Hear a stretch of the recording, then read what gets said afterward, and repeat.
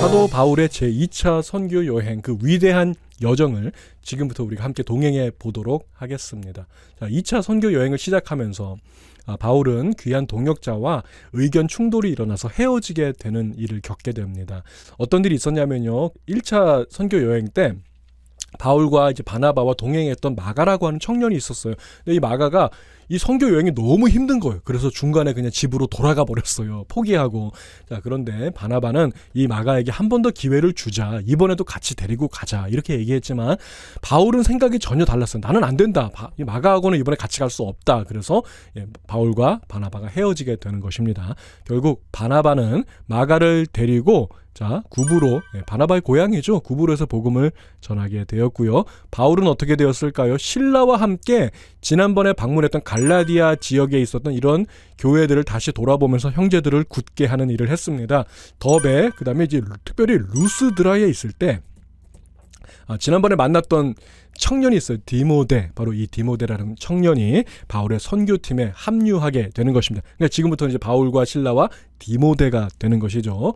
자, 그들은 이고니온으로 가서 또 교회를 굳게 하고 BCD 안디옥에 있는 형제들을 만났습니다. 자, 그리고 바울의 원래 계획은요, 이 아시아, 소아시아 지역에 있는 저 왼쪽에 있는 큰 도시가 있잖아요. 저기가 에베소예요. 이 에베소에 가서 복음을 전하는 것이 이 바울의 원래 계획이었어요. 자, 그런데 이상하게 아무리 에베소로 가려고 해도 갈 수가 없어요. 뭐 길이 막힌 것 같아요. 제가 지금 키보드 아무리 두들려도 지금 왼쪽으로 갈 수가 없거든요. 자, 성경에 보니까 성령이 아시아에서 복음을 전하지 못하게 하셨다라고 말씀하고 있습니다. 아니, 바울이 기도도 많이 하는 사람이고 그런데 성령이 막으셨다고요? 왜 이럴까요? 자, 조금 이따 살펴보기로 할게요. 자, 바울은 이제 부르기아 지방을 거쳐서 무시아라고 하는 곳에 이르렀지만 무시아에서는 조금 이렇게 선교 활동을 하기 원하지 않았던 것 같아요. 그래서 무시아를 무시하고 비두니아로 갔습니다. 자, 비두니아에서 또 복음을 전하려고 했지만 또 갈 수가 없는 거예요. 성경에 보니까 예수의 영이 허락하지 아니하시느니라. 또 예수의 영이 나와서 비두니아로 못 가게 했다는 것입니다. 자, 하는 수 없이 바울은 다시 무시아로 돌아와서 바로 이 드로아라고 하는 곳에 이르게 되었습니다. 자, 여기 있을 때, 밤에 마게도냐 사람의 환상이 나타났어요. 마게도냐는 바로 이곳입니다. 이제 유럽의 북부 바로 이쪽이에요. 마게도냐 사람의 환상이 나타나가지고 이렇게 말합니다. 건너와서 우리를 좀 도와주십시오. 건너와서 우리를 도우라. 이 환상을 보게 돼요. 그래서 이제 바울이 배를 타고 유럽으로 건너가서 이제 유럽 지역의 교회가 세워지게 되는 것입니다. 바울이 드로아에 있을 때 정말 중요한 사람을 만나게 돼요. 누구냐면은 누가라고 하는 사람입니다. 사도행전의 저자죠. 누가복음도 쓰고 사도행전의 저자 누가를 여기서 만나서 누가가 또 바울의 선교팀에 조인하게 되는 거예요.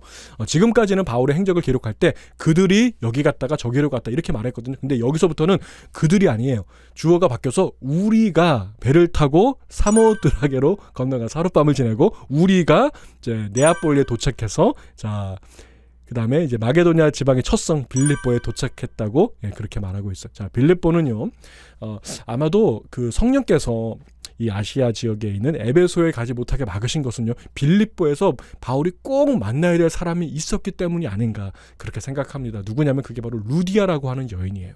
자, 빌립보는요 굉장히 중요한 도시입니다. 왜냐하면은 유럽 제1교회예요. 유럽 지역에 처음으로 세워진 크리스찬 철치가 되겠습니다.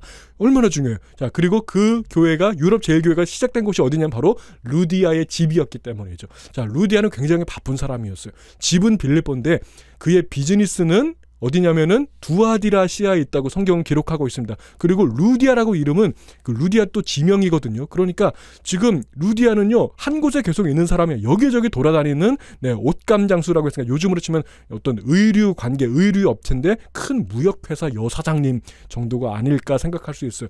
너무나도 바쁜 사람이었기 때문에 이때가 아니면 루디아를 만날 수 없었을 것입니다. 그래서 성령께서는 바로 지금 마게도냐 사람의 환상을 보내서 빨리 건너오라고 그렇게 재촉하셨던 것 같습니다. 자, 빌립보에 있을 때 안식일 날 바울과 일행들이 이제 기도할 곳을 이렇게 좀 찾고 있었어요. 어떤 강가에서 많은 여인들이 모여 있는 것을 발견하게 돼서 거기서 이렇게 이제 또 하나님의 복음을 얘기하게 되었는데 그 중에서 한 사람 바로 이 루디아라고 하는 여인이 바울의 말에 귀를 기울이게 되고 마음을 열어서 복음을 받아들이게 되는 것입니다. 그래서 루디아의 집에서 빌립보 교회, 유럽의 첫 번째 교회가 시작이 되게 된 것이죠. 자, 빌립보에 있을 때 바울이 어떤 귀신 들린 여종을 고쳐준 사건이 있어요. 이 여종은 귀신 들려서 점을 치는 여종이었거든요. 자, 점을 치는 여종이 예수 믿으니까 점을 안 쳐요. 그래서 이 여종의 주인들이 화가 엄청 났습니다. 왜냐하면 점을 쳐야지 돈을 버는데 돈을 안 벌어오니까 화가 났어요. 그래서 바울과 실라가 감옥에 갇히게 되었는데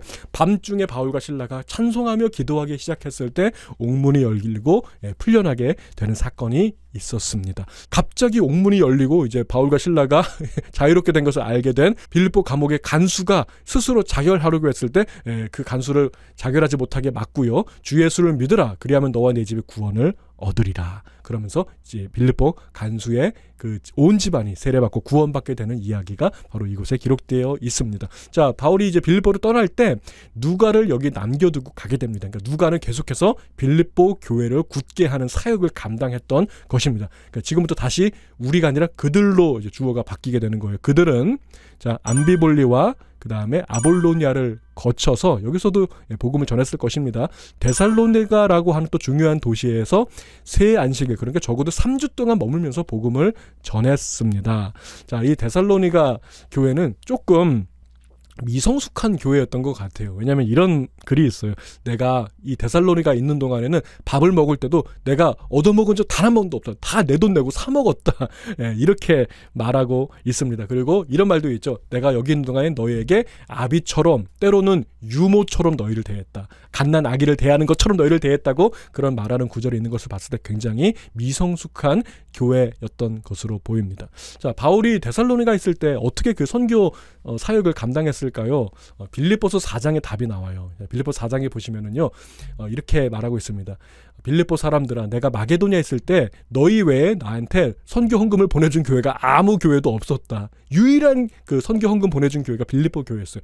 특히 데살로니가 있을 때에 한 번뿐 아니라 2번이나 너희가 나한테 선교 헌금을 보내서 참 고맙다. 이런 구절이 있는 것을 봤을 때 빌립보 교회, 특별히 루디아가 전폭적으로 바울의 선교 사역을 지지했던 것 같습니다. 그래서 하나님이 에베소로 못 가게 루디아 만나게 하려고 보냈나 봐요. 자, 또 어떤 바울의 사역을 질투했던 어떤 유대인들이 바울을 막 죽이려고 쫓아와가지고 바울이 또 도망가게 됩니다. 자, 바로 이곳이죠. 베레아에서 복음을 전하게 되는데, 자, 이 베레아 사람들은 간절한 마음으로 말씀을 받은 사람들이었어요. 얼마나 기뻤을까. 간절한 마음으로 말씀을 받는데 또 바울을 죽이려고 막 쫓아오는 거예요. 그래서 자, 여기서 이제 바울이 디모데하고 실라는 베레아에 잠깐 머물게 하고 바울 혼자 배를 타고 도망갑니다. 배를 타고 도망가서 도착한 곳이 바로 여기였어요. 아가야 지방, 자, 유럽의 남부 쪽에 있는 아덴, 지금의 아테네죠. 아덴에서 자, 이제 복음을 전하게 되는데요. 아덴에 도착해 보니까 여기는 막 우상천지인 거예요. 너무나도 바울의 마음이 아팠어요.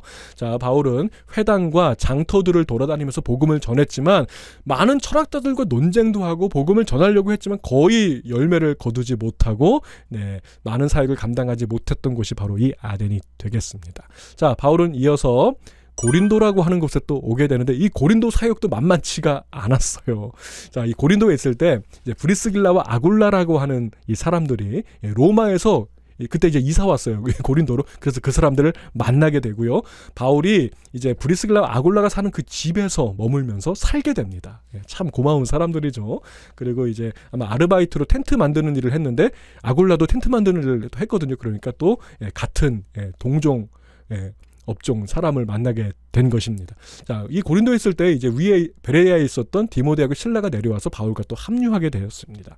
자, 그런데 이 고린도 사역은 정말 힘들었어요. 바울이 안식일에 회당을 중심으로 복음을 전하려고 했는데 고린도 사람들은 복음을 완벽하게 거부하고 있었어요. 그래서 아무런 열매가 맺어지지 않는 거예요. 그래서 자, 바울은 나는 이제 복음 전하지 않겠다. 나는 여기를 떠나겠다. 너희를 떠나겠다.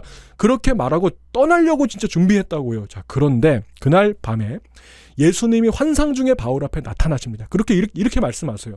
떠나지 말고 너의 입을 열어서 잠잠히 하지 말고 복음을 말하라고 하시면서 이 성에 너를 해할 자가 결단코 없을 것이며 이 성에 나의 백성들이 많이 있다라고 말씀하시면서 위로해 주십니다. 자, 그날 예수님을 만난 바울은 마음을 고쳐먹고 고린도에 머무는데요. 무려 1년 6개월을 머물면서 복음을 전하는 거예요. 그러니까 바울의 원래 계획은 그냥 고린도를 떠나는 것이었다고요. 이번에도 예수님께서 나타나셔서 그렇게 하지 말고 여기 머물면서 복음을 전하라고 하셔서 또 계획이 수정되는 것을 보게 됩니다.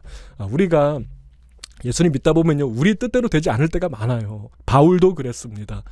아시아에서 복음 전하고 싶었지만은 가지 못하게 막으셨고, 고린도를 떠나고 싶었지만은 주님께서는 그것까지도 막으셨어요. 자, 하나님께 우리의 뜻을 좀 맡겨드리는 그런 바울의 모습 우리가 또 배울 수 있을 것 같고요. 자, 고린도에서 처음에는 아무런 복음의 열매가 없었는데 드디어 열매가 생겼어요.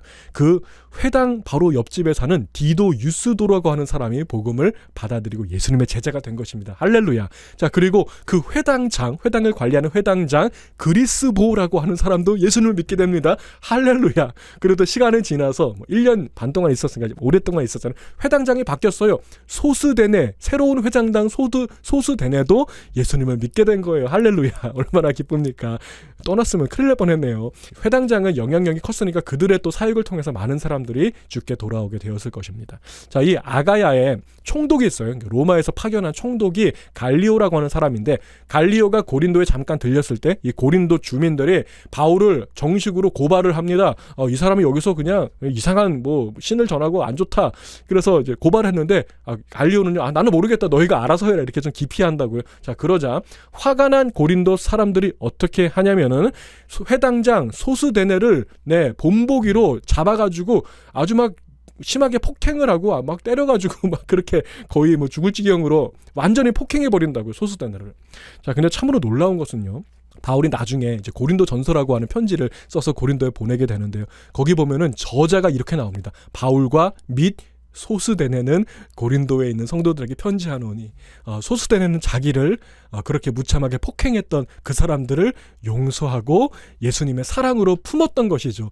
그래서 고린도전서 13장인, 저는 그렇게 생각해요. 바울이 물론 썼지만 옆에서 소스데네가 공동 저자는 게 옆에 있었을 거 아닙니까? 그 사랑장이 어떻게 시작해요? 사랑은 오래 참고, 또 어떻게 끝나냐면 사랑은 모든 것을 견디느니라. 소스데네의 마음이 좀 담겨있지 않은가, 저는 그렇게 좀 생각을 해봤습니다. 자, 1년 6개월의 사역을 마치고 바울은 이제 갱그레아라고 하는 항구 도시에서 또 서원을 이루었던 것 같아요. 하나님께 했던 서원을 이루고 머리를 깎았습니다. 그리고 이제 배를 타고 드디어 그토록 가고 싶었던 에베소에 들리게 되는데, 에베소에 오랫동안 머문 것은 아니었어요. 훗날을 기약하면서 에베소에서는 잠깐 복음을 전했을 뿐이고요. 대신 브리스길라와 아굴라를 이곳에 남겨두고 가게 되는 것입니다. 자, 근데 브리스길라와 아굴라가 에베소에 있을 때 참 중요한 사람을 또 만나요.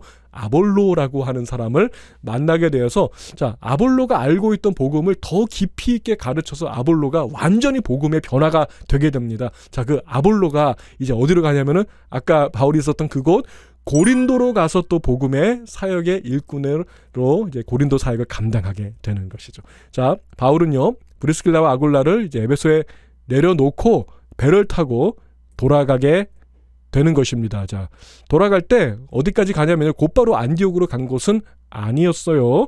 자, 구브로 밑으로 가서, 자, 보시면은요, 가이사랴라고 하는 곳은 여기 있네요. 가이사랴에 가서 가이사랴 인근에 있는 믿음의 형제들을 만나고 그들의 믿음을 굳게 하고 다시 안디옥으로 복귀함으로써 제2차 선교 여행이 마치게 되는 것입니다. 자, 여기까지가 제 2차 선교 여행이었고요. 이 다음에 이어지는 제 3차 선교 여행의 이야기는 다음번 영상에서 찾아뵙도록 하겠습니다. 지금까지 저는 여러분의 믿음 코치 장범원 목사였습니다.